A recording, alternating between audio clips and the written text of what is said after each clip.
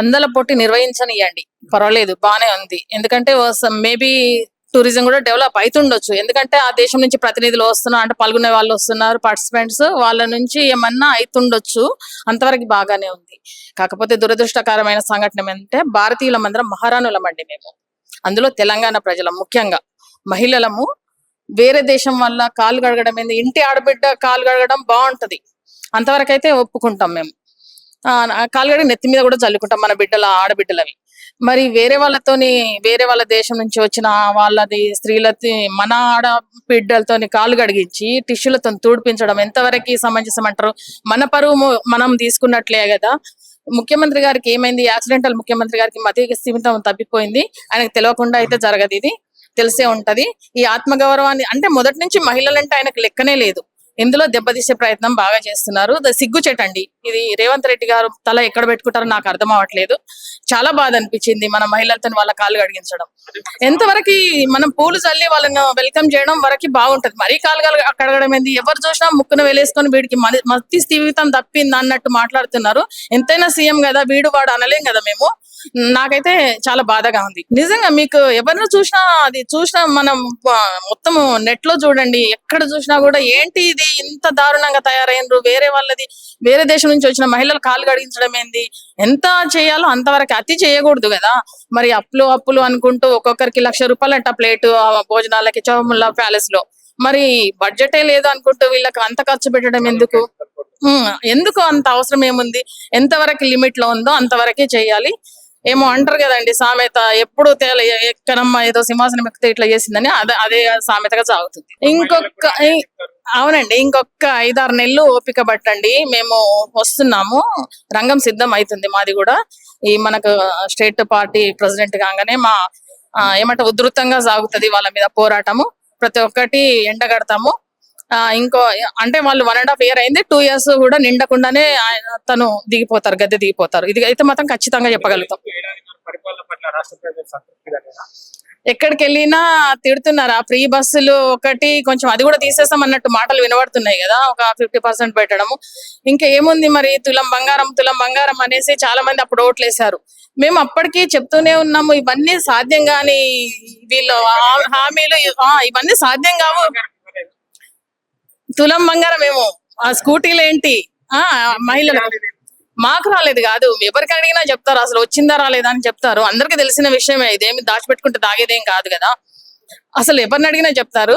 అప్పటికే ఎలక్షన్ల ముందు మేము చెప్తూనే ఉన్నాము, సాధ్యం కాని హామీలు అన్ని ఇస్తున్నారు, ఇవి నీటి మీద రాతల్లాగా ఉంటాయి, మీరు నమ్మకండి అని చెప్తుంటే ప్రజలు గొర్రెల్లాగా మళ్ళీ ఒకసారి నమ్మి మోసపోయారు. ఇంకా వీళ్ళకి తెలివి వచ్చింది కానీ ఏం చేయలేని పరిస్థితి. ఇప్పుడు మేము బీజేపీ వాళ్ళ అండగా ఉండి ఇవన్నీ తీసి త్వరలోనే గద్దె దింపే ప్రోగ్రామ్ అయితే పెట్టుకున్నాం. అందల పోటీ నిర్వహించనియండి, పర్వాలేదు, బానే ఉంది. ఎందుకంటే మేబీ టూరిజం కూడా డెవలప్ అవుతుండొచ్చు. ఎందుకంటే ఆ దేశం నుంచి ప్రతినిధులు వస్తున్నారు, అంటే పాల్గొనే వాళ్ళు వస్తున్నారు, పార్టిసిపెంట్స్, వాళ్ళ నుంచి ఏమన్నా అవుతుండొచ్చు. అంతవరకు బాగానే ఉంది.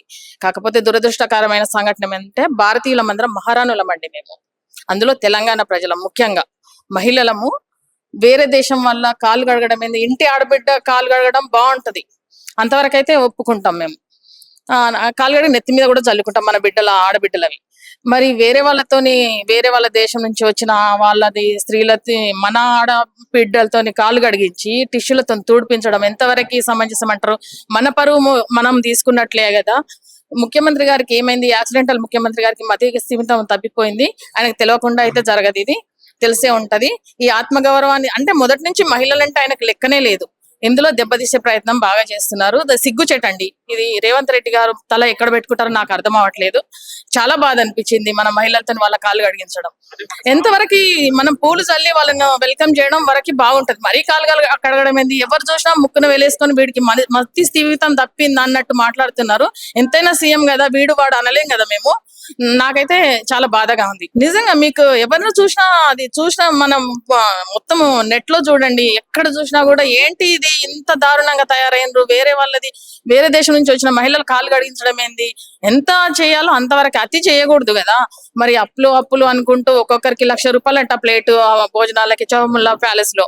మరి బడ్జెటే లేదు అనుకుంటూ వీళ్ళకి అంత ఖర్చు పెట్టడం ఎందుకు? ఎందుకు అంత అవసరం ఏముంది? ఎంతవరకు లిమిట్ లో ఉందో అంతవరకే చేయాలి. ఏమో అంటారు కదండి సామెత, ఎప్పుడు తేల ఎక్కడమ్మ ఏదో సింహాసనం ఎక్కితే ఇట్లా చేసిందని అదే అదే సామెతగా సాగుతుంది. అవునండి, ఇంకొక 5-6 నెలలు ఓపిక పట్టండి, మేము వస్తున్నాము, రంగం సిద్ధం అవుతుంది మాది కూడా. ఈ మనకు స్టేట్ పార్టీ ప్రెసిడెంట్ కాగానే మా ఏమంటే ఉధృతంగా సాగుతుంది వాళ్ళ మీద పోరాటము, ప్రతి ఒక్కటి ఎండగడతాము. ఇంకో అంటే వాళ్ళు 1.5 year అయింది, 2 years కూడా నిండకుండానే తను దిగిపోతారు, గద్దె దిగిపోతారు. ఇది అయితే మాత్రం ఖచ్చితంగా చెప్పగలుగుతాం. పరిపాలన పట్ల రాష్ట్ర ప్రజలు సంతృప్తిగా లేరా? ఎక్కడికి వెళ్ళినా తిడుతున్నారు. ఆ ఫ్రీ బస్సులు ఒకటి కొంచెం అది కూడా తీసేస్తాం అన్నట్టు మాటలు వినబడుతున్నాయి కదా, ఒక 50% పెట్టడము. ఇంకా ఏముంది మరి, తులం బంగారం అనేసి చాలా మంది అప్పుడు ఓట్లేశారు. మేము అప్పటికి చెప్తూనే ఉన్నాము, ఇవన్నీ సాధ్యం కాని వీళ్ళు హామీలు, ఇవన్నీ సాధ్యం కావు. తులం బంగారం ఏమో, ఆ స్కూటీలు ఏంటి, మహిళలకు మాకు రాలేదు కాదు, ఎవరికి అడిగినా చెప్తారు, అసలు వచ్చిందా రాలేదా అని చెప్తారు. అందరికి తెలిసిన విషయమే, ఇదేమి దాచిపెట్టుకుంటే దాగేదేం కాదు కదా, అసలు ఎవరిని అడిగినా చెప్తారు. అప్పటికే ఎలక్షన్ల ముందు మేము చెప్తూనే ఉన్నాము, సాధ్యం కాని హామీలు అన్ని ఇస్తున్నారు, ఇవి నీటి మీద రాతల్లాగా ఉంటాయి, మీరు నమ్మకండి అని చెప్తుంటే ప్రజలు గొర్రెల్లాగా మళ్ళీ ఒకసారి నమ్మి మోసపోయారు.